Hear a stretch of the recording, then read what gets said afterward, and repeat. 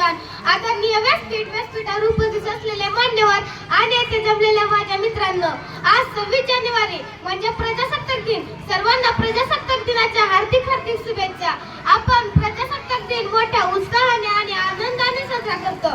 15 August 1947 रोजी आपल्या भारत देशाला स्वातंत्र्य मिळाले. पण हे स्वातंत्र्य आपल्याला सहजासहजी मिळाले नाही. हे स्वातंत्र्य मिळवण्यासाठी क्रांतिसिंह नाना पाटील, महात्मा गांधी, भगतसिंग, राजगुरू अशा थोर महापुरुषांनी आपल्या प्राणाची आहुती हे स्वातंत्र्य मिळवण्यासाठी आपल्या प्राणाची आहुती दिली आणि आपला भारत देश स्वतंत्र झाला.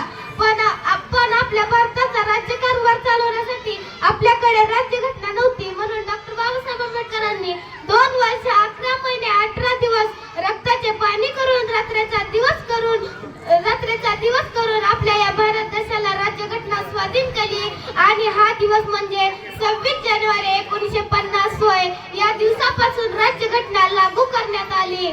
आपल्या भारत देशाने सर्व क्षेत्रात प्रगती केली आहे. विज्ञान, तंत्रज्ञान, शेती अशा खूप साऱ्या क्षेत्रात प्रगती केली आहे. पण आपल्या या भारत देशात समस्या सुद्धा आहेतच ना. भ्रष्टाचार, दहशतवादी अशा समस्या सुद्धा आहेत. आपण सर्वांनी एकत्र मिळून या समस्यांवर मात केली पाहिजे. आपण फक्त 26 जानेवारी आणि 15 ऑगस्ट या दिवशी भारतीय आहोत असे वागत असतो. इतर वेळी मात्र तू या धर्माचा, मी या धर्माचा, तू या जातीचा, मी या जातीचा, तू या पक्षाचा, मी या पक्षाचा असे वागत असतो.